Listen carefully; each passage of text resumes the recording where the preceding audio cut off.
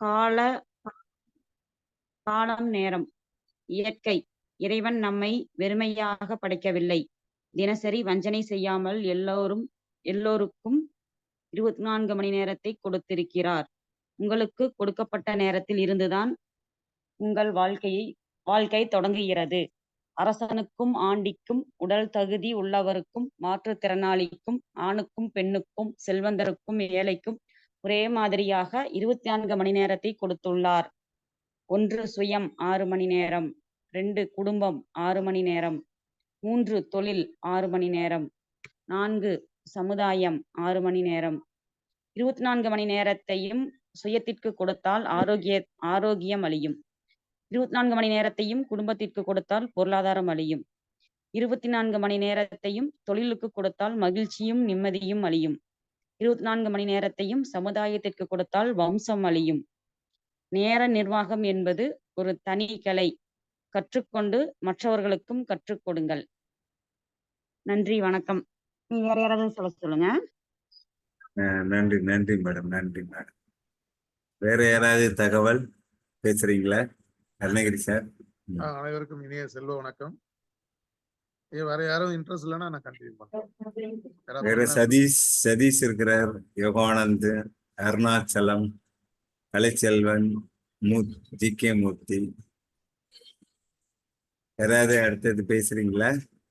ஐயா, நான் படிக்கிறேன். நீங்க படிங்க. உங்களை செல்வந்தராக்கும் கலை பாகம் 1 21 பயிர்கள் பக்கம் 30. 21/6/2023 சர்வதேச பயிர்கள் தினம். கொடுத்தலை பயிர்கள் மூலம் தொடங்குங்கள். 4 பேருக்கு உதவியாக இருங்கள். சமுதாயத்துக்கு ஏதாவது நல்லது செய்ய வேண்டும். நாம் எவ்வளவு கொடுக்கிறோமோ அதை விட அதிகமாக கிடைக்கும் என்பதற்காக கொடுக்காமல் முழு மனதோடு எந்தவித எதிர்பார்ப்பும் இல்லாமல் மகிழ்ச்சியாக கொடுக்க வேண்டும். இயன்றதை பயிர்வோம். இல்லாதவர்களுக்கு ஒருவேளை உணவாக இருக்கலாம், ஆடையாக, பணமாக, உழைப்பாக, புன்னகையாக கூட கொடுக்கலாம். அடுத்தவர்களுக்கு பயன் தரும் வகையில் எதை வேண்டுமானாலும் கொடுக்கலாம். பயிர்களை புரிந்துணர்ந்து பயிர்வோம். பொருளாக கொடுப்பது விநியோகம். உணர்வு பூர்வமாக கொடுத்தலே பகிர்தலாகும். செல்வந்தராக பணமாக பகிருங்கள். எதை மற்றவரிடமிருந்து பெற விரும்புகிறீர்களோ அதை நீங்கள் முதலில் மற்றவர்களுக்கு கொடுங்கள். பணம் என்பதே பகிர்தலை எளிதாக்க வந்தது. நீங்கள் அமுக்கி குலுக்கி சரிந்து விழும்படி மற்றவர்களுக்கு அளந்து கொடுத்தால் அந்த அளவின்படியே உங்களுக்கு கொடுக்கப்படும் என்கிறது பைபிள். நன்றி, வணக்கம். நன்றி சார். அடுத்ததாக வேற யாராவது?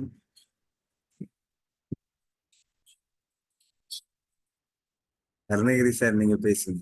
அடுத்தது. அனைவருக்கும் இனிய செல்வ வணக்கம். இந்த நம்பிக்கை ஒட்டி சில வாசகங்களை நான் வாசிக்கிறேன். வாய்ஸ் கொஞ்சம் ஸ்லோவா இருக்குங்க. அப்படியா? இப்போ கரெக்டா இருக்கா? இப்ப கரெக்டா இருக்கு. சரி. நீங்கள் எந்த அளவிற்கு மன உறுதியுடன் இருக்கிறீர்களோ அந்த அளவிற்கு வாழ்க்கையில் உயரலாம். நீங்கள் எந்த அளவிற்கு மன உறுதியோடு இருக்கிறீர்களோ அந்த அளவிற்கு வாழ்க்கையில் உயரலாம். இதுவரை அனைத்து முயற்சிகளும் தோல்வியை தந்திருந்தாலும் நம்பிக்கையுடன் அடுத்த முயற்சியை தொடங்குங்கள்.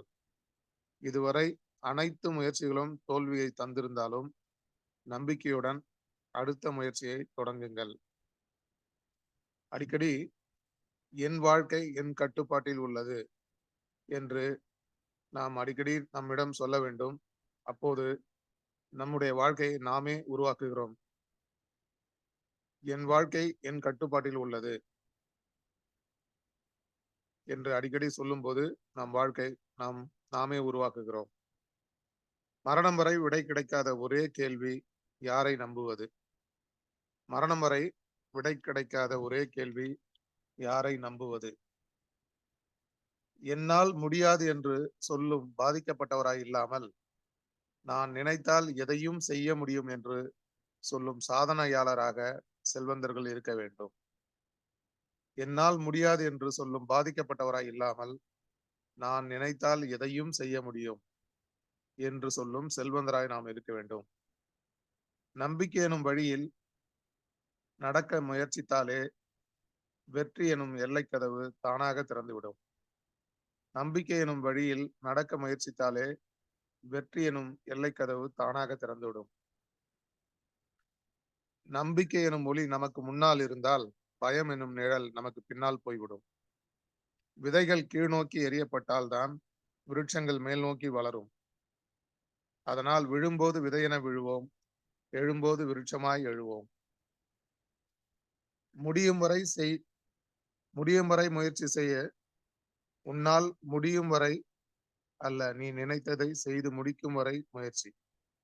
முடியும் வரை முயற்சி செய், உன்னால் முடியும் வரை அல்ல, நீ நினைத்ததை செய்து முடிக்கும் வரை. நம்பிக்கை என்பது ஒரு நாளில் உதிர்ந்துவிடும் பூவாக இருந்துவிடக்கூடாது. மேலும் மேலும் மலரை உருவாக்கும் செடியாக இருக்க வேண்டும். நம்பிக்கை என்பது ஒரு நாளில் உதிர்ந்துவிடும் பூவாக இருந்துவிடக்கூடாது. மேலும் மேலும் மலரை உருவாக்கும் செடியாக இருக்க வேண்டும். நம்பிக்கை நிறைந்த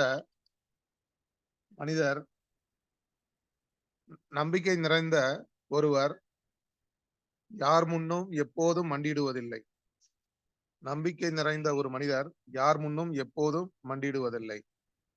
உன்னால் ஜெயிக்க முடியாது என்று பிறர் சொல்வதை நம்பாமல் உங்கள் மேல் நம்பிக்கை வைத்தால் வெற்றி நிச்சயம். உன் மீதே உனக்கு நம்பிக்கை இல்லை என்றால் கடவுளே நேரில் வந்தாலும் பயனில்லை. இந்த மொத்த உலகமும் முடியாது என்று சொல்லும் போது ஒருவேளை முடியலாம் என்று மெல்லியதாக உங்களுக்குள் கேட்கும் குரலே நம்பிக்கை. இந்த மொத்த உலகமும் முடியாது என்று சொல்லும் போது ஒருவேளை முடியலாம் என்று மெல்லியதாக உங்களுக்குள் கேட்கும் குரலே நம்பிக்கை. நம்பிக்கை வெற்றியோடு வரும், ஆனால் வெற்றி நம்பிக்கை உள்ளோரிடம் மட்டுமே வரும். பார்ப்பதற்கு முள்ளாக தெரியும், அதனை படிப்படியாக மாற்றுவதும் பாலமாக மாற்றுவதும் அவரவர் நம்பிக்கையில்தான் உள்ளது. நம்பிக்கை இல்லாதவர் வாழ்வது கடினம். நம்பிக்கையோடு இருப்பவர் வீழ்வதும் கடினம், வீழ்த்துவதும் கடினம். நம்பிக்கை இல்லாதவர் வாழ்வது கடினம். நம்பிக்கையோடு இருப்பவர் வீழ்வதும் கடினம், அவரை வீழ்த்துவதும் கடினம்.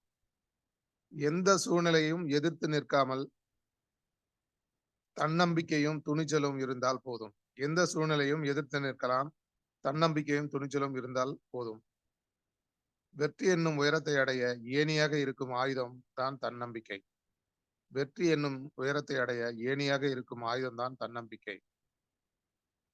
வாழ்க்கையில் முன்னேற குன்றாத உழைப்பும் குறையில்லாத முயற்சியும் வெற்றி பெறுவோம் என்ற தன்னம்பிக்கையுமே இருந்தால் போதும். வாழ்க்கையில் உயர குன்றாத முயற்சியும் குறையாத உழைப்பும் வெற்றி பெறுவோம் என்ற தன்னம்பிக்கையும் இருந்தால் போதும். வீழ்ந்தாலும் வீழ்த்தினாலும் எழுந்து நிற்க கற்றுக்கொள்ள வேண்டும். வீழ்ந்தாலும் வீழ்த்தினாலும் எழுந்து நிற்க கற்றுக்கொள்ள வேண்டும். வாய்ப்புக்கு நன்றி. நன்றி. நன்றி சார். நன்றி சார். அனைவருக்கும் இனிய காலை செல்வ வணக்கம். செல்வ வணக்கம் சார். இன்று குரலினை படிக்க வரும்போது படிக்கலாம். மகேஸ்வரி படிக்கிறேங்க. படிங்க மேம். அனைவருக்கும் இனிய காலை செல்வ வணக்கம். வள்ளுவம் காட்டும் செல்வ சிந்தனை, குறள் எண் 280. மலித்தலும் நீட்டலும் வேண்டா உலகம், பலித்தது ஒழித்து விடின். 28 கூடா ஒழுக்கம், 3 துறவறவியல், 1 அறத்துப்பால். நன்றிங்க. தஞ்சையில் தேவானந்தம் படிங்க. வள்ளுவம் காட்டும் செல்வ சிந்தனை, குறள் எண் 280. மலித்தலும் நீட்டலும் வேண்டா உலகம், பலித்தது ஒழித்து விடின். 28 கூடா ஒழுக்கம், 3 துறவியல், 1 அறத்துப்பால். நன்றி நன்றி நன்றிங்கய்யா. குணா படிக்கிறேன். சதீஷ் படிங்க. அதை தொடர்ந்து அப்புறம் குணானந்த் சார் படிங்க. அனைவருக்கும் இனிய காலை செல்வ வணக்கம். குறள் எண் 280. மழித்தலும் நீட்டலும் வேண்டா உலகம், பழித்தது ஒழித்து விடின். 28 கூடா ஒழுக்கம், 3 துறவறவியல், 1 அறத்துப்பால். வாய்ப்புக்கு நன்றி ஐயா. நன்றி நன்றி. குணானந்தன் படிங்க. குறள் 280. மலித்தலும் நீட்டலும் வேண்டா உலகம் பழித்தது ஒழித்து விடின். 1 அறத்துப்பால் 3 துறவியல் 28 கூடா ஒழுக்கம். நன்றி. நன்றி. அருணகிரியா படிங்க. வள்ளுவம் காட்டும் செல்வ சிந்தனையில் இன்றைய குறள் 280. மழித்தலும் நீட்டலும் வேண்டா உலகம் பழித்தது ஒழித்து விடின். அதிகாரம் 28 கூடா ஒழுக்கம். இயல் 3 துறவரவியல். பால் 1 அறத்துப்பால். நன்றி. வாய்ப்புக்கு நன்றி ஐயா. நன்றி நன்றிங்க. எவரிடம் புத்தகம் உள்ளது அவர்கள் இதற்கான பொருள் கூறலாம். ஐயா நான் பொருள் கூறுறேன். ஜி.கே. முத்தையா பொருள் கூறுங்க ஐயா. அனைவருக்கும் இனிய காலை செல்வ வணக்கம். குறள் எண் 280. உலகத்தாரின் பழிப்புக்கு உள்ளாகும் செயல்களை துறக்காமல் ஒரு துறவி தனது தலையை மொட்டையடித்துக் கொண்டோ சடாமுடி வளர்த்து கொண்டோ கோலத்தை மட்டும் மாற்றிக்கொள்வது ஒரு ஏமாற்று வித்தையே ஆகும். நன்றி. நன்றி நன்றி நன்றிங்க. சிறப்பு. வள்ளுவம் காட்டும் செல்வ சிந்தனையில் இன்று நாம் பார்க்கக்கூடிய குறள் பால் 1 அறத்துப்பால். இயல் 3 துறவரவியல். அதிகாரம் எண் 28 கூடா ஒழுக்கம்.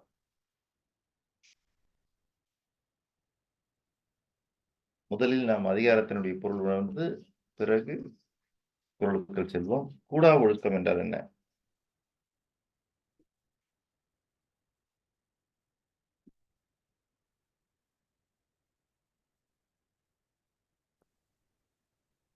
கூடா வணக்கம் சார். இது தேவையில்லாத பழக்க வழக்கங்கள். சரிங்க. வேற அவ்வளவுதானா?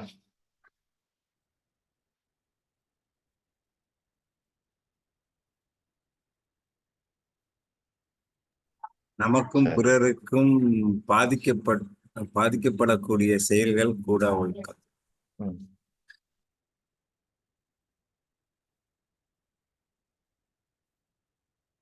நன்றிங்க. இந்த இடத்துல கூடா ஒழுக்கம் என்பது என்னன்னு பாத்தீங்கன்னா, துறவரவியல் அப்படின்றதுனால துறவுக்கான ஒழுக்கம் எதுவோ அந்த துறவுக்கான ஒழுக்கம் அல்லாதவைகள் கூடா ஒழுக்கம் என்பது இந்த அதிகாரத்தினுடைய பொருள். அந்த வகையில எந்தெந்த ஒழுக்கங்கள் எல்லாம் துறவரத்திற்கு உதவாது, துறவுக்கு உதவாது அப்படிங்கிறத சொல்லக்கூடிய ஒரு அற்புதமான அதிகாரம். அதுதான் கூடா ஒழுக்கம். அதில் இன்று நாம் பார்க்கக்கூடிய குறள் 280. மழித்தலும் நீட்டலும் வேண்டா உலகம் பழித்தது ஒழித்து விடின். மழித்தலும் நீட்டலும் வேண்டா உலகம் பழித்தது ஒழித்து விடின். நீங்க துறவு மேற்கொள்ள வேண்டும் என்று முடிவு செய்து விட்டீர்கள். நீங்கள் துறக்க வேண்டும் என்று ஆசைப்பட்டு விட்டீர்கள். நம்ம திரைப்படங்கள்லாம் பார்த்திருப்போம். ஒருத்தர் துறவி ஆயிட்டாரு அல்ல துறவு மேற்கொண்டு விட்டார் என்றால் அதற்கு என்ன பண்ணோம்னா ஒரு காவி உடையை கொண்டு அணிந்து கொண்டு அவர்கள் ஒண்ணு மொட்டை அடிச்சுக்குவாங்க. நீங்க நல்லா பார்த்துருப்பீங்க. பல பேர் வந்துன்னா பிரம்மச்சரியம்ன்ற பேர்ல முழுசா மொட்டை அடிச்சிருப்பாங்க. அல்லது நிறைய தாடியெல்லாம் வளர்த்து முடி நிறைய வளர்த்து விட்டு ஜடாமுடியாக தாடி வச்சிருப்பாங்க. மொட்டை அடிப்பதும் அல்லது தாடி வைத்துக் கொள்வதும் அது ஒரு துறவிக்கு இயல்பாகவே இருக்க வேண்டிய ஒன்று.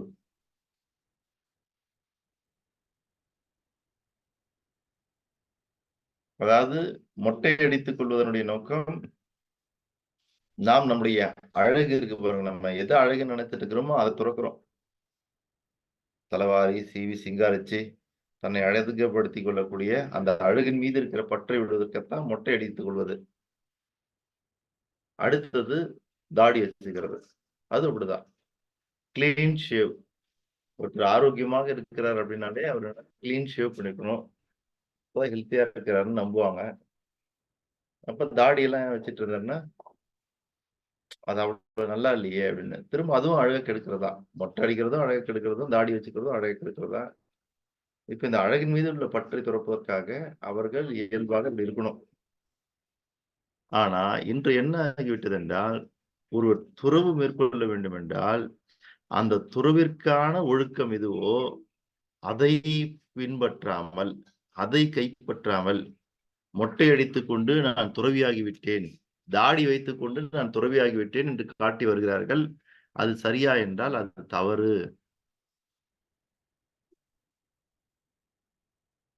அப்போ மழித்து தன்னை துறவி என்று காட்டிக்கொள்வதும் அல்லது தன்னுடைய முடிகளை நீட்டி காட்டிக்கொள்வதும் இந்த உலகத்துல வேண்டாத செயல். அது அதைத்தான் வள்ளுவர் நமக்கு எடுத்துரைக்கிறது. மழித்தலும் நீட்டலும் வேண்டா.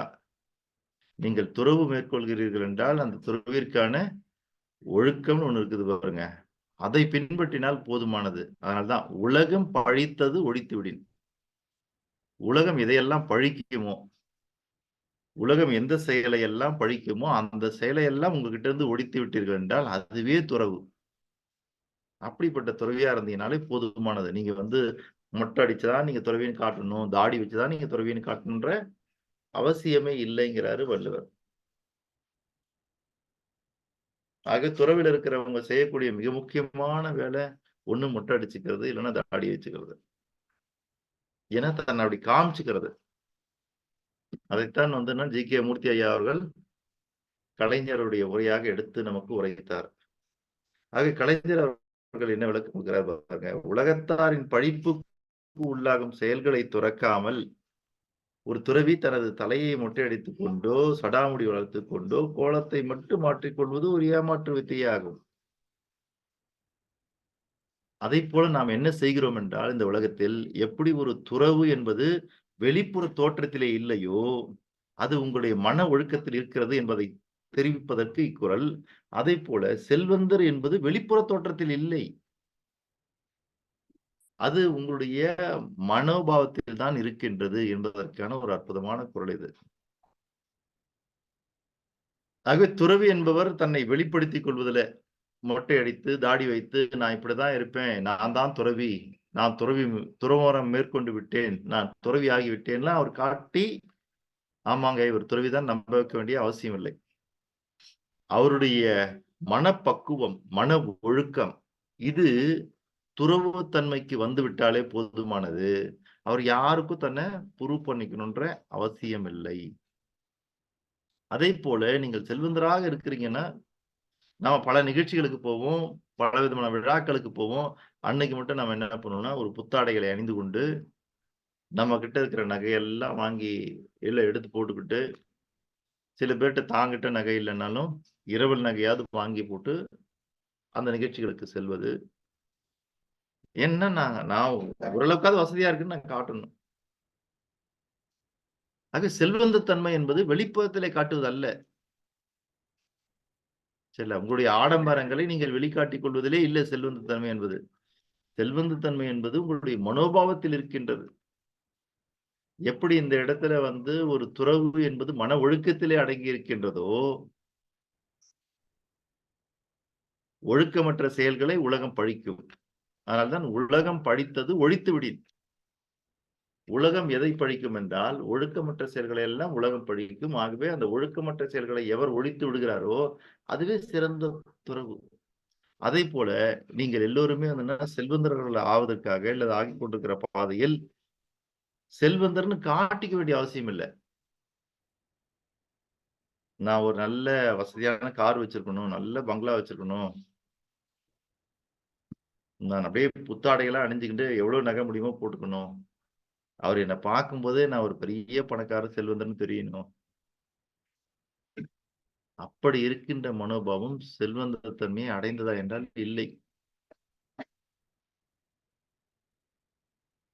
செல்வந்த மனோபாவம்ன்றது எப்படி இருக்கும்னா, கடைசியா உயிர் போற தருணத்துல கூட யாராவது எதையாவது கேட்டு நின்னா கொடுத்தான் பாருங்க கர்ணன்.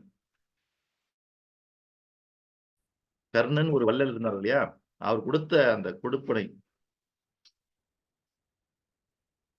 அந்த மாதிரி கொடுக்கறதுக்கு நம்ம தயாரா இருக்கணும். இருக்கிறோமா?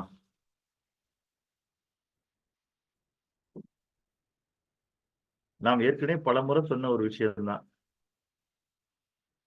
எவர் ஒருவர் கருப்பொருள் மீது பற்று வைத்து உருப்பொருள்களை துறக்கிறார்களோ அதுதான் சிறந்த துறவு. அதே போல எவர் ஒருவர் உருப்பொருள் மீது உண்டான பற்றை துறந்து கருப்பொருள் மீது பற்றை வைக்கின்றாரோ அவர்தான் செல்வந்தர்.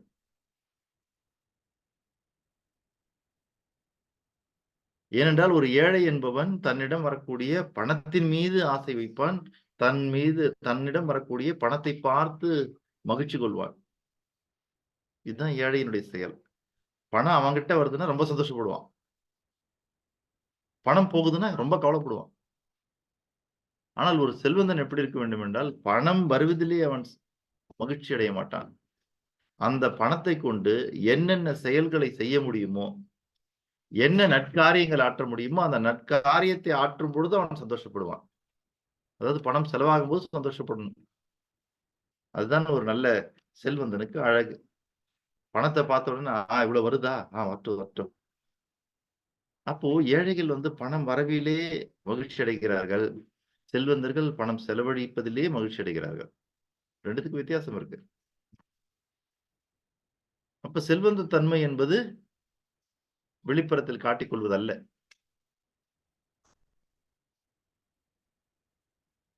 நமக்கு இந்த பரிசு பொருட்கள் எல்லாம் கொண்டு வந்து இந்த ரேப்பர் ஷீட்ல போட்டு, அதாவது ஒரு கிஃப்ட் பேக் பண்ணி கொடுப்பாங்க பாருங்க. அந்த கிஃப்ட் பேக் எப்படி இருக்குன்னா மேல பல பல பல பல பலன்னு இருக்கும். நம்மளுடைய ஆர்வத்தை தூண்டும்.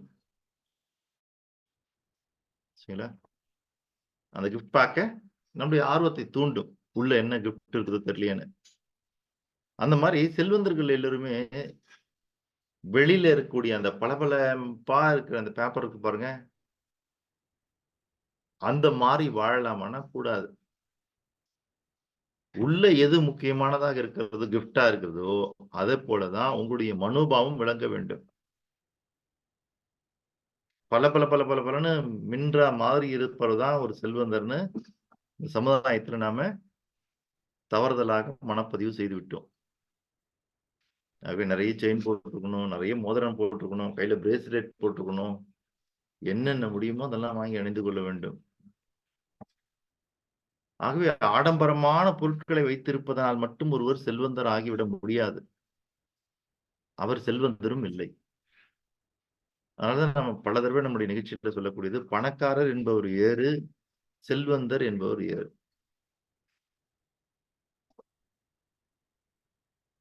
எப்படி வெளிப்புற தோற்றத்தை வைத்து ஒருவர் தன்னை துறவி என்று காட்டிக்கொள்ள வேண்டிய அவசியம் இல்லையோ, உலகம் பழித்தது ஒழித்து விடின்.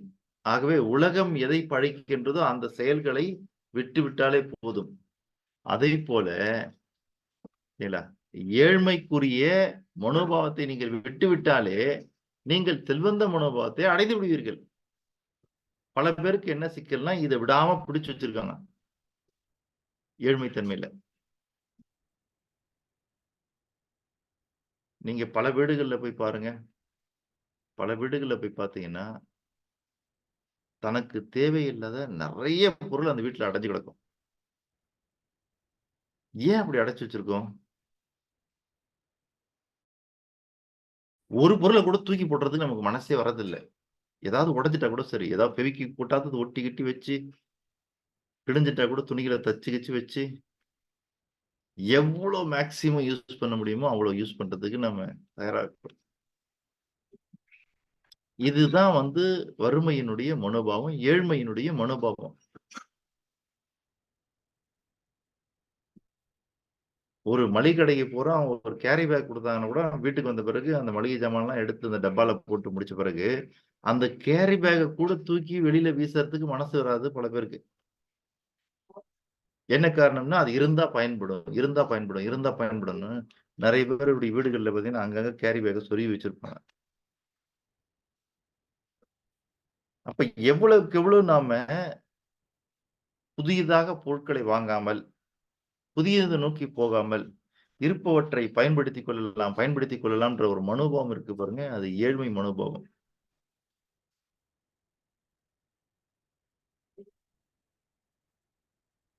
எவ்வளவு முடியுமோ அவ்வளவு தூரம் ஒரு பொருளை பயன்படுத்துவது, எவ்வளவு உடைஞ்சாலும் பரவாயில்ல, ஒட்ட வச்சாவது நான் பயன்படுத்திக்கிறேன். ஆனா புதிய பொருட்களை நாம் எப்பொழுது வாங்குவது? ஏனென்றால் நீங்கள் புதிய புதிய பொருட்களை வாங்கும் பொழுதுதான் ஒரு விற்பனை நடைபெறும், ஒரு வியாபாரம் நடைபெறும். அதன் மூலியமாக ஒரு குடும்பத்துக்கு ஒரு பணம் போய் சேரும். அந்த துறை சார்ந்த, அந்த தொழில் சார்ந்த உழைக்கக்கூடிய உழைப்பாளர்களுக்கு அந்த பணம் போய் சேரும். ஆனா நம்ம பயன்படுத்தக்கூடிய பல பொருட்கள் நமக்கு ஆண்டாண்டு காலத்திற்கு வர வேண்டும். ஒரு பொருள் வாங்கினா 10 வருஷம், 20 வருஷம், 50 வருஷத்துக்கு உழைச்சா கூட நமக்கு சந்தோஷம். மாத்தவே மாத்தாம 100 வருஷத்துக்கு வந்தா கூட நமக்கு சந்தோஷம். ஆனா ஒரு பொருள் நம்ம வாங்கினதுக்கு பிறகு 100 வருஷத்துக்கு அது உழைக்குதுன்னு வச்சுக்கங்க. அப்ப 100 வருஷத்துக்கு அந்த பொருள் செய்யற ஒருத்தருக்கு நம்ம மூலியமா பணம் போய் சேராது. அப்படி இருக்கலாமா? யோசித்து பாருங்க. அது ஒரு செல்வந்தனுடைய மனோபாவமா? இல்ல. நம்மால யாருக்காவது மாசம் மாசம் ஒரு வருமானம் போய் சேரணும். அப்ப மாசம் மாசம் நமக்கு பயன்படக்கூடிய மாரி ஒரு பொருள வாங்கணும். அப்படிங்கிறது நமக்கு தெரியணும். அதற்காக உடனே நல்ல வேலைப்பா நான் அப்படிதான் இப்ப இருக்கிறேன். நான் ஆன்லைன்ல பொருளா வாங்கி குவிக்கிறேன் அப்படின்னு நினைச்சீங்கன்னா, அது தவறு. நம்மளுடைய தேவைக்கு முடிஞ்ச அளவுக்கு நம்ம வாங்கிக்கணும். அதுக்கு அடுத்து இந்த சொசைட்டிக்கு என்ன தேவையோ, அதற்கான செலவு நீங்க செஞ்சீங்கனாலே போதும். உங்க பணம் யாரோ ஒரு தொழில் செய்றதுக்கு பயன்படும். அப்ப மனோபாவத்தினுடைய அடிப்படையில் நான் பார்க்கும் பொழுது, எனக்கு நான் டெய்லியும் பொருள பர்ச்சேஸ் பண்ண ஆரம்பிச்சுட்டேன்னா, அப்பாடா நான் செல்வந்தன் ஆயிட்டேன்ப்பா. அப்படி அல்ல. இல்ல. உங்களுக்கு தேவைக்கான கொஞ்சம் பொருள், உங்க குடும்பத்தில் இருப்பவர்களுடைய தேவைக்கான கொஞ்சம் பொருள்.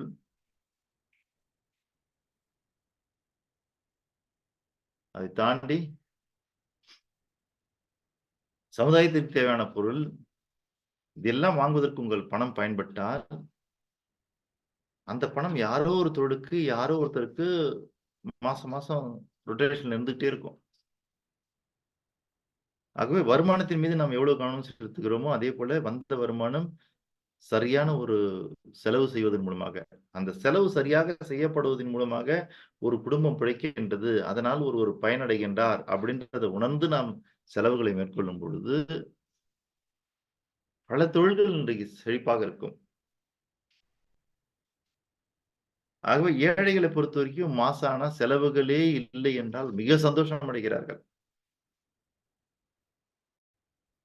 அப்படி இருக்கக்கூடாது. செல்வந்த மனோபாவம் என்பது நம்மளால ஆகக்கூடிய செலவு, அது இன்னொரு குடும்பத்தினுடைய வருமானம் நம்ம புரிஞ்சுக்கணும். அதுக்காக நம்ம ஆடம்பரத்துக்காக அத்தியாவசியமே இல்லாத இன்னைக்கு பல பேர் ஆன்லைன்ல பொருட்களா வாங்கி குவிக்கிறாங்க. அது எதுக்கு பயன்படுதுன்னு தெரியல. எல்லாம் ஆஃபர்ல வந்துச்சு. எல்லாம் வந்து என்னன்னா தள்ளுபடி இருந்தது. எல்லாம் ஏகப்பட்ட எனக்கு பாயிண்ட்ஸ் எல்லாம் சேர்ந்துருச்சு. இதுக்கு இது வாங்குனா இது இவ்வளவு ஃப்ரீ, இது வாங்குனா இவ்வளவு ஃப்ரீன்றாங்க. அதனால நான் எல்லாத்தையும் வாங்கி வீட்ல வச்சுட்டேன் அப்படின்னுவாங்க. அப்படி இல்ல. அது முறையாக பயன்படுத்தப்பட வேண்டும். அது முறையாக யாருக்காவது பயன்படணும். அந்த மனோபாவம் இருக்கணும் செல்வந்தர்களுக்கு. அப்படிப்பட்ட மனோபாவத்தோடு தான் நீங்கள் செயல்படுகிறீர்களா? ஆகவே செல்வந்தர் என்பது வெளிக்காட்டக்கூடிய புறத் தோற்றத்தில் அல்ல, அது உங்களுடைய அகத்தோற்றத்தில் இருக்கிறது என்பதை நீங்கள் முதலில் ஆழமாக புரிந்து கொள்ள வேண்டும். அதற்காகத்தான் இன்றைய குரல். ஆக புறத்தோற்றத்தின் வழியாக எப்படி ஒருவன் தன்னை துறவி என்று காட்டிக் கொள்வதிலே பயன் இல்லையோ, அதே போல ஒரு செல்வந்தன் என்பவன் புறத்தோற்றத்திலே தன்னை செல்வந்தன் காட்டிக் கொள்வதில் எந்த பயனும் இல்லை. உங்களுடைய அகத்தோற்றத்தில் நீங்கள் செல்வந்தனாக இருக்க வேண்டும். அதுதான் ரொம்ப முக்கியம். அப்ப அகத்தோற்றத்தில் நீங்கள் செல்வந்தனாக வாழ்ந்து கொண்டிருக்கிறீர்கள் என்றால், உங்களுடைய அகத்தோற்றத்தில் செல்வந்தனாக இருந்தீர்கள் என்றால், அது உங்களுடைய செயலிலே வெளிப்படும்.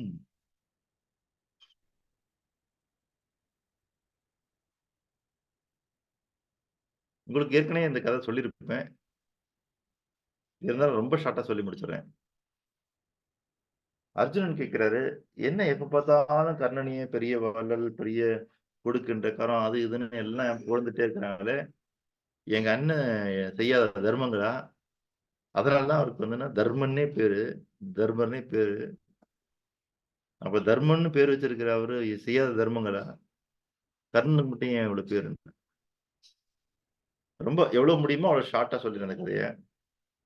அப்போ கிருஷ்ணன் என்ன பண்றாரு, அப்படியே பொன்னும் பொருளும் வைரம் வைடூரியன்னு மாணிக்கம் எல்லாம் கொட்டி வச்சிருக்கிற மாதிரி 2 மலையை கொடுக்குறாரு. அண்ணன் தம்பி 5 பேரும் சேர்ந்து இந்த மலையை ஈவினிங் 6 மணிக்குள்ளர கொடுத்து முடிச்சு தீர்த்துருங்கிறாரு. கொடுத்துட்டு அவர் போய் பார்க்கறாரு. ஒரு 4 மணி பக்கமா போய் பார்க்கறாரு. மழை கொடுத்து முடிச்சு தீர்ந்த மாதிரி தெரியல.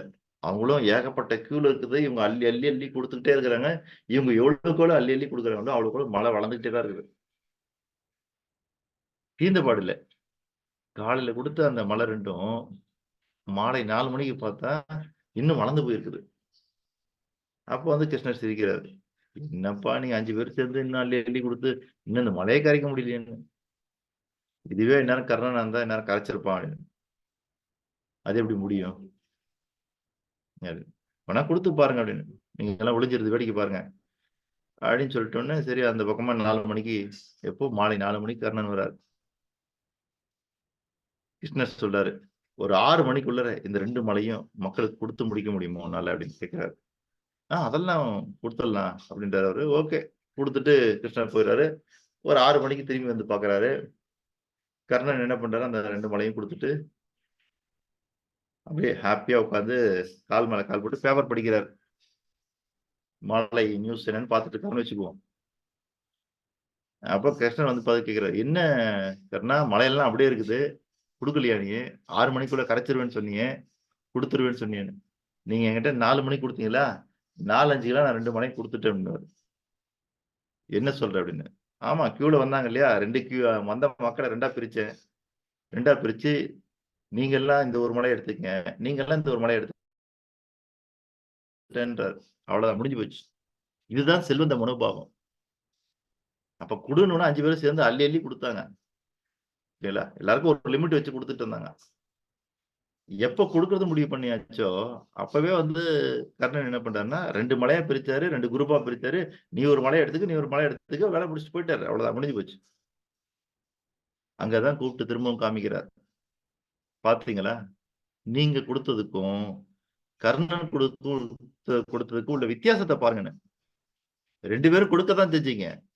ஆனால் அவன் கொடுத்த அந்த கொடுப்பு இருக்கு இல்லையா, அதுக்குதான் அவனுக்கு அந்த பேரு. சரிங்களா? கர்ணன் கொடுத்த பொருளுக்காக வள்ளல்னு பேரு இல்ல, கர்ணனுடைய மனோபாவத்திற்குத்தான் அவன் வள்ளல்னு பேரு. ஆகவே எவனிடம் வந்து செல்வந்தனுக்கான மனோபாவம் இருக்கிறதோ அவனைத்தான் நாம் செல்வந்தர் என்று அழைக்க வேண்டும். அதுதான் முறை, அதுதான் அழகு. ஆகவே புற வாழ்க்கையினால் ஒருவன் செல்வந்தனாக மதிக்கப்படுவதில்லை. அது நாம சும்மா இந்த சொசைட்டில ஒரு பிம்பத்தை கிரியேட் பண்ணி வச்சிருக்கிறோம். நிறைய நகையெல்லாம் நனைஞ்சுக்கிட்டு அப்படியே ஒரு ஆடம்பரமா போய் இறங்கிட்டோம்னு வச்சுக்கோங்க, நம்மள ஒரு பெரிய ஆளா நினைப்பாங்க அப்படின்லாம். அப்படிலாம் இல்லை. நீங்க உங்களுடைய அக வாழ்க்கையில நீங்க செல்வந்தராக வாழ வேண்டும். அதுதான் வந்து என்னன்னா கிருஷ்ண பரமாத்மா இந்த பஞ்சபாண்டவர்கள் 5 பேரும் காட்டுவாரு கர்ணனை வச்சு. அவனுடைய மனோபாவத்தை பாத்தீங்களா, தனக்கு சொந்தம் இல்லாதது எல்லாருக்கும் கொடுக்க முடியாத பிறகு 2 பேருக்கும் பிரிச்சு கொடுத்துட்டு போயிட்டே இருந்தார். ஆனா இதை நீங்க என்ன பண்ணீங்க, 5 பேரும் கொஞ்சம் கொஞ்சமா கொடுத்தீங்க. அது மழை வளரதான் செஞ்சு தர குறைஞ்ச பாடு இல்லை. அப்போ அவனும் கொடுத்தான், நீங்களும் கொடுத்தீங்க. அவனும் மக்களுக்கு தான் கொடுத்தா, நீங்களும் மக்களுக்கு தான் கொடுத்தீங்க. என்ன நீங்க கொஞ்சம் கொஞ்சமா அள்ளி கொடுத்துட்டு இருந்தீங்க, அவன் மொத்தமா எடுத்துக்கிட்டு போயிட்டான். முடிஞ்சு போச்சு அவனுடைய வேலை. இதுதான் ஒரு செல்வந்தனுக்கான மனோபாவம். பிச்சு பிச்சு கொடுக்கறதெல்லாம் இல்லை. இந்தா வச்சுக்கன்னு ஒரு தொகை கொடுத்துறது. அப்படித்தான் நாம் இன்று செயல்பட்டு கொண்டிருக்கிறோமா? அப்படிதான் இன்று நாம் வாழ்ந்து கொண்டிருக்கிறோமா? கொஞ்சம் யோசித்து பாருங்க.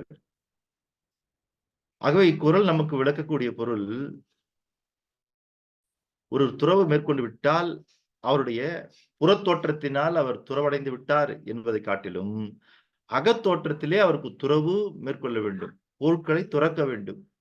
உண்மையான துறவு அகத்திலிருந்து பிறக்க வேண்டும் என்பதற்காகத்தான் இப்படிப்பட்ட குறள். அப்படி அகத்திலிருந்து அவருக்கு துறவு பிறந்து விட்டது என்றால் அதற்கு என்ன அடையாளம் என்னன்னா, உலகம் பழிக்கக்கூடிய செயல்களில் இருந்து அவர் விடுபட வேண்டும். உலகம் எதை பழிக்குமோ அந்த செயல்களை செய்யாதவராக இருக்க வேண்டும்.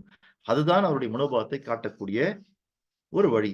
அதே போல செல்வந்தர்கள் தன்னுடைய மனோபாவத்தை காட்டக்கூடிய ஒரு வழி, எவ்வளவுக்கு எவ்வளவு நாம் பெறுவதிலே மகிழ்ச்சி அடைகிறோமோ அதிலிருந்து மாறி நாம் கொடுப்பதிலே மகிழ்ச்சி அடைய வேண்டும். கொடுக்கின்ற செயல் நம்ம கிட்ட நாளுக்கு நாள் அதிகரித்துக் கொண்டே இருக்க வேண்டும். அதுக்கு எங்கெல்லாம் வாய்ப்பு கிடைக்குதோ அங்கெல்லாம் பயன்படுத்தி கொடுக்க ஆரம்பிச்சிடணும். பணமா கொடுக்க வேண்டிய இடத்துல பணமா கொடுங்க, பொருளா கொடுக்க வேண்டிய இடத்துல பொருளா கொடுங்க. ஒரு இடத்துல உங்க பேச்சு மட்டும் தேவைப்படும், கொடுங்க. ஒரு இடத்துல உங்க ஆலோசனை மட்டும் தேவைப்படும், கொடுங்க. ஒரு இடத்துல உங்களுடைய அனுபவம் மட்டும் தேவைப்படும் கொடுங்க. ஒரு இடத்துல உங்க திறமை தேவைப்படும் கொடுங்க. அப்ப எதெல்லாம் எங்கெல்லாம் முடியுமோ அங்கெல்லாம் நீங்க கொடுக்க ஆரம்பித்து விட்டால், எவர் ஒருவர் கொடுப்பதினால் உயர்கிறாரோ அவர்கள் தான் செல்வந்தர்கள் என்பதை நீங்கள் புரிந்து கொண்டு அந்த மனோபாவத்திற்கு நாம் மாற வேண்டும். அப்படி நாம் வாழ வேண்டும் என்பதை தெரிவித்துக் கொண்டு மீண்டும் இன்றைய தினத்திற்கான குரல் பால் 1 அறத்துப்பால் இயல் 3 துறவரவியல் அதிகாரம் எண் 28 கூடா ஒழுக்கம். குரல் எண் 280. மழித்தலும் நீட்டலும் வேண்டா உலகம் பழித்தது ஒழித்து விடின் என்கிற குரலுக்கொப்ப ஒரு துறவி என்பவர் புறத்தோற்றத்திலே அவர் துறவியாக இருந்து எந்த பயனும் இல்லை. உலகம் பழிக்கக்கூடிய செயல்களிலே ஒழித்து கட்டி அந்த செயல்களில் ஈடுபடாத மனோபாவம் கொண்டவராக ஒரு துறவி இருக்க வேண்டும். அப்படித்தான் ஒரு செல்வந்தர் என்பவர் வெளியிலே காட்டிக் கொள்ளக்கூடிய புற வாழ்க்கையிலே ஆடம்பரமாக அலங்காரப்படுத்திக் கொள்வதில் எந்த பயனும் இல்லை. அவர் மனோபாவத்திலே அவர் செல்வந்தர்களாக வாழ வேண்டும். அப்படிப்பட்ட மனோபாவம் கொண்டிருப்பவராக அதற்கான செயல்கள் வெளிப்பட வேண்டும் என்பதை தெரிவித்துக் கொண்டு இன்றைய குரலை வழங்குவதற்கான வாய்ப்பளித்த அத்தனை நல்ல உள்ளங்களுக்கும் என்னுடைய மனமார்ந்த வாழ்த்துக்களையும் பாராட்டுகளையும் தெரிவித்துக் கொண்டு நன்றி கூறி விடைபெறுகிறேன். நன்றி, வணக்கம். உலக மக்களின் நன்மைக்கான கூட்டு பிரார்த்தனை வழங்கப் போவது யார்? மகேஸ்வரி சொல்றாங்க. உலக மக்களின் நன்மைக்கான கூட்டு பிரார்த்தனையை மதுரையை சேர்ந்த ஜி.கே. மூர்த்தி ஐயா அவர்களும் திருப்பூரை சேர்ந்த மகேஸ்வரி அம்மா அவர்களும் இணைந்து வழங்கட்டும். மற்றவர்கள் அத்தனை பேருமே தன்னுடைய மைக்கை மியூட் செய்து வைத்துக் கொண்டு உங்களுடைய இடத்தில் நீங்கள் வாய்விட்டு கூட்டு பிரார்த்தனை மேற்கொள்ளுங்கள் என்று கேட்டுக்கொள்கிறேன். நன்றி. உலக மக்களின் நன்மைக்கான கூட்டு பிரார்த்தனை. உலக மக்களின் நன்மைக்கான கூட்டு பிரார்த்தனை. உலகின் எல்லா உயிர்களையும் படைத்த உலகின் எல்லா உயிர்களையும் படைத்த சர்வ வல்லமையும் ஈடு இணையில்லா சக்திகளின் பிறப்பிடமாக உள்ள இயற்கை பேராற்றலின் மாபெரும் சக்தியாக எங்களின் ஆழ்மன நம்பிக்கையாக எங்களுக்குள் பெருக்கெடுத்து ஓடும் நேர்மறை ஆற்றலே அனுதினமும் உற்சாக ஊற்றாயிருந்து நாங்கள் அனைவரும் சகல ஐஸ்வர்யங்களுடன் ஆனந்தமயமான ஆரோக்கிய வாழ்வினை பெற்று அதிகாரம் ஆளுமை செல்வாக்கு வல்லமை கொண்ட மனிதர்களாக ஞானம் புகழ் வெற்றிகளை அடைந்து நாங்களும் எங்கள் குடும்பமும் பரிபூர்ண திருப்தியுடன் நிறைந்த செல்வ செழிப்புடன்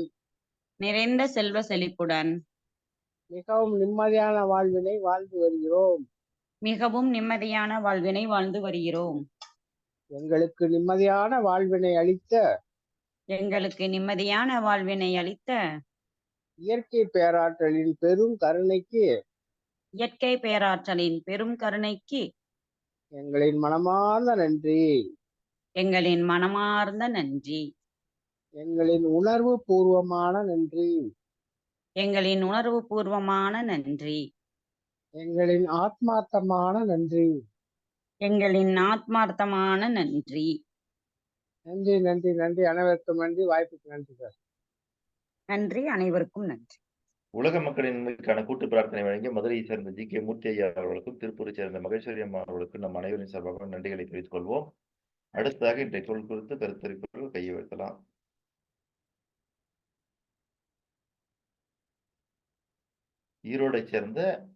ஈரோடு ஆரன்புத்தூரை சேர்ந்த வெற்றி திலகம்மா. அனைவருக்கும் இனிய காலை செல்வ வணக்கம். இன்றைய காலை பொழுதினில் வள்ளுவம் காட்டும் செல்வ சிந்தனையில் நாம் பதிவிடும் குரல்: மலித்தலும் நீட்டலும் வேண்டா உலகம் பலித்தது ஒழித்து விடின். ஏமாற்றாதே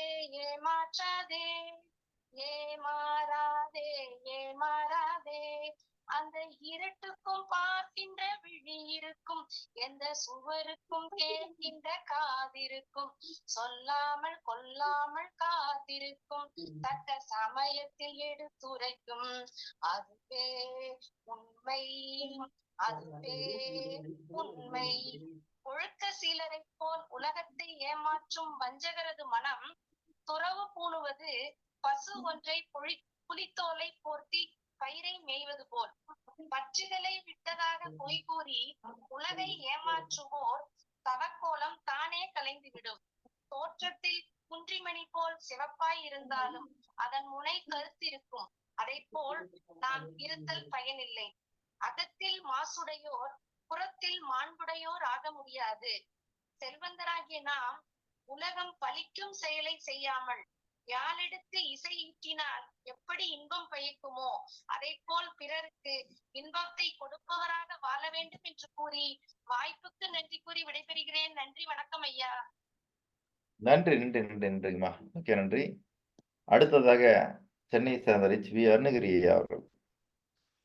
வள்ளுவம் காட்டும் செல்வ சிந்தனையில் இன்றைய குறள் 280. மழித்தலும் நீட்டலும் வேண்டா, உலகம் பழித்தது ஒழித்து விடின். அதிகாரம் 28 ஊடா ஒழுக்கம். இயல் 3 துறவரவியல். பால் 1 அறத்துப்பால்.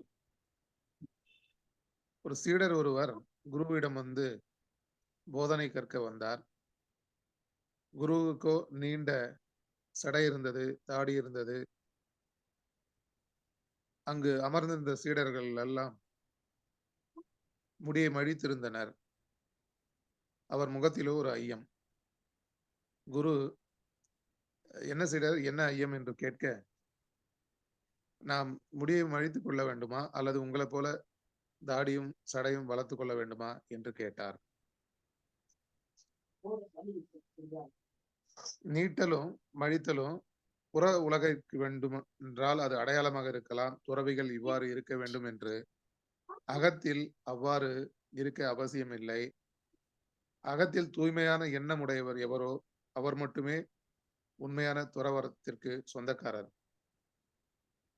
அந்த வகையில் பேரறிவாளன், பேரழகி, பெரும் வள்ளல், மாவீரன், மகா ஞானி போன்றோருக்கு சாதி, எல்லை, மதம், மொழி இவைகளை கடந்து அவர்கள் இந்த பிரபஞ்சத்திற்கு சொந்தமானவர்கள். அவ்வாறாகவே செல்வந்தர்கள் உள்ளத்தில் அகத்தில் அவர்கள் என்ன எண்ணம் உடையவர்களோ அவர்களே உண்மையான செல்வந்தர்கள். பணக்காரர்கள் எல்லாம் செல்வந்தர்கள் அல்ல. செல்வந்தர்கள் பணக்காரராக இருக்க வேண்டிய அவசியம் இல்லை என்பதை இன்று டேக் ஹோம் மெசேஜாக எடுத்துக்கொண்டு வாய்ப்புக்கு நன்றி பாராட்டி விடைபெறுகிறேன். நன்றி, வணக்கம். நன்றி நன்றி நன்றிங்க, மிக்க நன்றி. அடுத்த கருத்தாளர் யார்? சென்னை சேர்ந்த சதீஷ் ஐயா, வாருங்க ஐயா. அனைவருக்கும் இனிய காலை செல்வ வணக்கம். வள்ளுவம் காட்டும் செல்வ சிந்தனை குறள் எண் 280. மழித்தலும் நீட்டலும் வேண்டா, உலகம் பழித்தது ஒழித்து விடின். அதாவது இந்த குறள் படி பாத்தீங்கன்னா, நம்ம சாதாரணமா பார்க்கும்போது ஒரு துறவி பாத்தீங்கன்னா ஒண்ணு மொட்டை அடிச்சு இருப்பாரு, இல்ல தலைமுடி அதிகமா தாடி வச்சுட்டு இருப்பாரு. அப்படி இருக்கிற ஒரு மனுஷன் துறவி பாத்தீங்கன்னா மனசளவுல சப்போஸ் ஏதாச்சும் சரியா இல்ல ஏதாவது துறக்காம இருக்கிறாங்கன்னா அது உலகத்துக்கு அவங்க காண்பிக்கிற ஒரு பிம்பம் மாதிரிதான். அதாவது நான் துறவி அப்படின்னு சொல்றாரு, ஆனா மனசளவுல அந்த மாதிரி இல்லை. அதே போலதான் நம்ம செல்வந்தராகிய நம்ம என்ன பண்ணணும்னா தோற்றத்துல அந்த மாதிரி இருக்கணும்னு அவசியம் இல்லை, ஆனா மனசளவுல இருந்தாலே போதும். அதாவது பணம் அதிகமா வச்சுக்கிட்டு இல்ல நகை நட்டு அந்த மாதிரி போட்டுட்டு இல்லாம செல்வந்த தன்மையோட, அதாவது மத்தவங்களுக்கு உதவணும் இல்ல என்ன தேவைன்றத அந்த மாதிரி செஞ்சாலே போதும், ஒரு செல்வந்தர் ஆயிடலாம்னு சொல்லிட்டு கேட்டுக்கிறாங்க ஐயா. வாய்ப்புக்கு நன்றிங்க ஐயா. நன்றி நன்றி நன்றிங்க ஐயா. அடுத்த கருத்தாளர்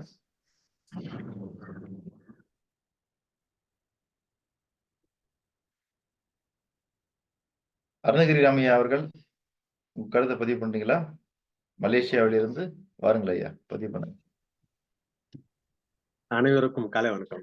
இந்த குரல் சார் நீங்களே முதல்ல சொல்லிட்டீங்க பாருங்க.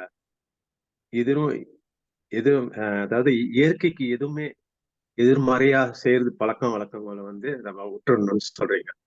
அது நான் ஒரு பாடமா எடுத்துக்கிறேன். ஏன்னா இந்த செல்வந்தர் ஆவது இன்றைக்கோ நேற்றோ இல்ல, ஆயுள் முழுதும் அது நம்ம ஃபாலோ பண்ணணும். அதனால இந்த குரல் நம்மளுக்கு என்னென்ன ரிமைண்டர் என்னன்னா, எதுலயே மாட்டிக்க வேணாம். எதுலயும் மாட்டிக்காம முன்கூட்டியே வந்து இது வந்து சொல்லிக்கிறீங்க. ஏன்னா இந்த நம்மளோட மைண்ட் வந்து பல குறுக்கு வழியில ஏதாச்சும் குறுக்கு வழியிலேயே சொல்லி சொல்லி சொல்லி போத்தி போத்தி போத்தி அது குறுக்கு வழியில எப்படியாச்சும் போலாமா அப்படின்னு தான் போவோம். ஆனா இந்த பழமொழி இன்னைக்கு வந்து நம்மளோட மெமரியில புதுத்தியாச்சு பாருங்க. அப்போ வந்து அந்த நேரத்துல வந்து அந்த மெமரி நம்மளுக்கு அந்த நேரத்துல வந்து தக்க டைம்ல வந்து நம்மளுக்கு வந்து உதவி செய்யும். அப்ப நீங்க வந்து அந்த ஏமாத்துறதோ அல்லது மத்த பொருள் எடுக்கிறதோ இல்லாம செய்யாம சரியான பலனை பொறுத்து ஒரு நல்ல ஒரு வழிகாட்டி சொல்லி இந்த உரையை முடிச்சுக்கிறேன். நன்றி, வணக்கம். நன்றி நன்றி நன்றி நன்றிங்கய்யா, சிறப்பு. அடுத்து இன்று வடிவேல் ஐயா இல்லாத காரணத்தினால் யார் விரும்புகிறீர்களோ நீங்கள் நிறைவுரையாற்றலாம்.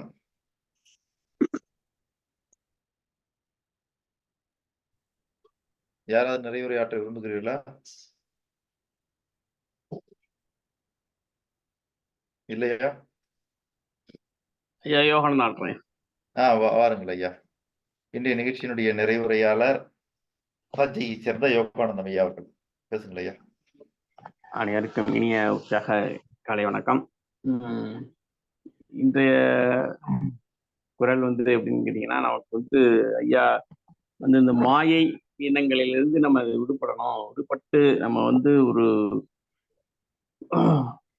ஆன்மீக அந்த சிந்தனைக்குள் நம்ம வரணும்னாக்கா நம்ம வந்து அந்த மாயை தோற்றங்களை வரணும். ஐயா இன்னைக்கு எல்லாம் எடுத்துருக்காங்க. நம்ம வந்து எல்லாருமே வந்து வள்ளுவனோட குழந்தையாக இருக்கு. வள்ளுவனோட குழந்தையாக இருக்கும்போது அந்த மாயை தோற்றங்கள் நமக்கு தேவையில்லை. அந்த மாயை நமக்கு இருக்க இருக்க என்ன ஆகும்னு கேட்டீங்கன்னாக்க பிறப்புகள் இருந்து கொண்டே இருக்கும். அதனால வள்ளுவர் பெருந்தகை வந்து அழகா அந்த மாயை தோற்றத்தை விடுத்து வாழ்க்கை வாழணுங்கிறதுக்கு நமக்கு அந்த இதை எடுத்து சொல்லியிருக்காங்க. ஐயா இந்த கருத்துக்களையும் நமக்கு நல்லா ஆழமாக நம்ம ஆழ் மனதில் பதியணுங்க இருக்காங்க. அதாவது அடுத்தவர்களுக்காக நம்ம வாழ்க்கைய வாழ்ந்து கொண்டு இருக்கோம். அதாவது அடுத்தவங்க நம்மளை வந்து பெருமையா நினைக்கணும், இகழ்ச்சியா நினைச்சிடக்கூடாது அப்படிங்கிறது. பல பெண்கள் பார்த்தீங்கன்னாக்கா வைப்ரண்ட் ஐயா சொன்ன மாதிரி முக்கியமான தேவையா இருக்கும். ஆனா தேவைக்கு போக மாட்டாங்க. ஏன்னு கேட்டாக்க அதுக்கான அணிகலன் இல்லை அப்படிங்கிறதுனால என்ன பண்ணுவாங்கன்னாக்கா அது தேவைக்கே போக மாட்டாங்க. ஏன்னா அடுத்தவங்க நம்மளை மதிக்கணும் அப்படிங்கிற ஒரு வெளிமன தோட்டத்துக்கே முக்கியத்துவம் கொடுத்து நம்ம எல்லாருமே வாழ்க்கையை வாழ்ந்துட்டு இருக்கோம். அந்த வாழ்க்கை நமக்கு வள்ளுவன் சிந்தனையில் இருக்கிறவர்களுக்கு அந்த வாழ்க்கை நமக்கு தேவையில்லைங்கிற மாதிரி ஐயா எடுத்து போயிருக்காங்க. அது மாதிரி இன்றைய கருத்து வந்து எப்படி எடுத்துக்கணும்னு கேட்டீங்கன்னாக்க,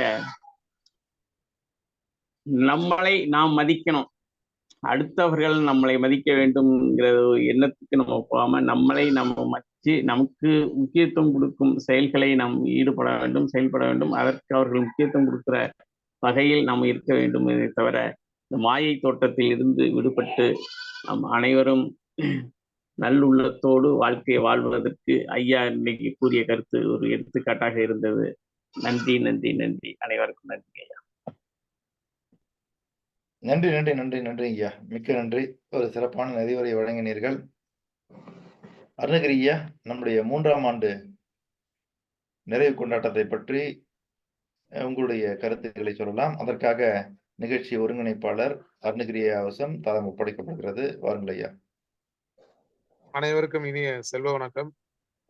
நேற்று 3ஆம் ஆண்டை ஒட்டி கலந்துரையாடலில் கலந்து கொண்ட செல்வந்தர்களுக்கு அனைவருக்கும் வணக்கம். சில பேர்லாம் கலந்துக்கிட்டு இருக்க மாட்டாங்க. நேற்று நிறைய டிஸ்கஸ் பண்ணோம். ஸோ எல்லா ஏற்பாடுகளும் சிறப்பாக வந்திருக்கு. எல்லாருமே வந்து நல்லா கோஆப்ரேட் பண்றீங்க. முதல்ல நன்றி தெரிவிச்சுக்கிறேன். நிகழ்ச்சி நிரல் மட்டும் இன்னும் ஃபைனல் ஆகல. அது இன்னைக்கு ஃபைனல் ஆகிடும். குரூப்லயும் போட்டுருவோம்.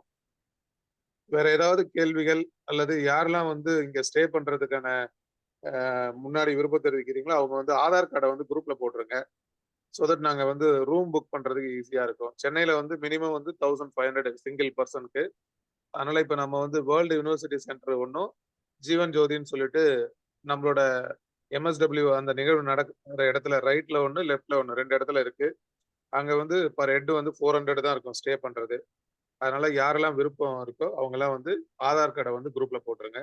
ஐயா அதை இல்ல வந்து இல்லைங்க, யார் அதை கவனிக்கிறாங்களோ அவங்களுக்கு மட்டும் ஆதார் கார்டு போட சொல்லுங்க. ஆதார் கார்டை குரூப்ல போடலாம். சரி, சதீஷோட நம்பர் கொடுத்துறோம் ஐயா. சதீஷ் சரிங்க.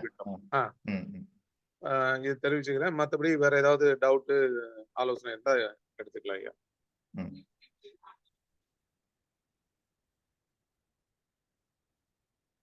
ஏன் யாராவது ஏதாவது கருத்துக்கள் சொல்றீங்களா?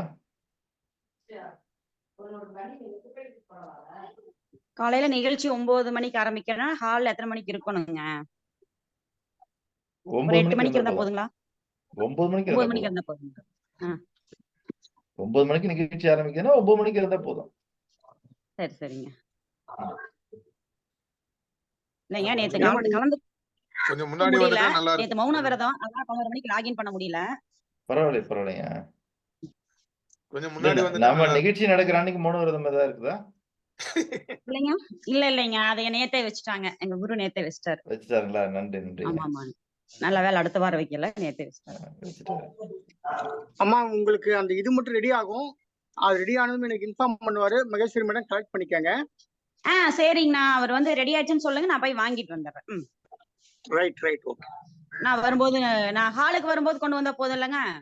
ஆமா, 8:45 மணி 8:45 வந்துருவோம். அப்போ நான் கொண்டு வந்தேன். ஃளைட்டாமா? என்னங்க? கார்ல வரீங்களா ஃளைட்ல வரீங்களா? இல்லைங்க, நடந்து வரோம். ட்ரெயின் புக் பண்ணிருக்கேங்க. சனிக்கிழமை ட்ரெயின் இல்ல, நான் வெள்ளிக்கிழமையே புக் பண்ணிருக்கோம். நானும் பொண்ணும்.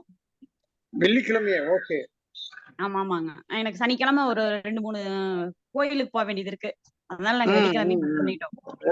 சரி, முன்னாடியே சொல்லிருக்கலாம்ல. பரமேஸ்வரி உங்களோட ஜாயின் பண்ணி விட்டுருக்காங்க. முன்னாடியே சொல்லிருந்தீங்கன்னா பரமேஸ்வரி உங்களோட. இல்லைங்க, நான் சுத்துற மாதிரி ஜீவ சமாதி எல்லாம் இப்ப யாராலையும் சுத்த முடியாது, கொஞ்சம் கஷ்டம்.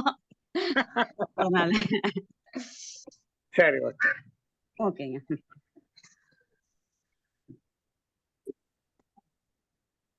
ஓகே. வேற ஏதாவது கருத்து சார் வைண்ட் அப் பண்ணிக்கலாமா? வேற எதுவும் கருத்துக்கள் இல்லைன்னு நினைக்கிறேன். சரி, மீண்டும் நாளைக்கு காலை 6:30 மணிக்கு சந்திக்கும் வரை உங்களிடமிருந்து விடைபெறுகிறேன். நன்றி, வணக்கம். வணக்கம்.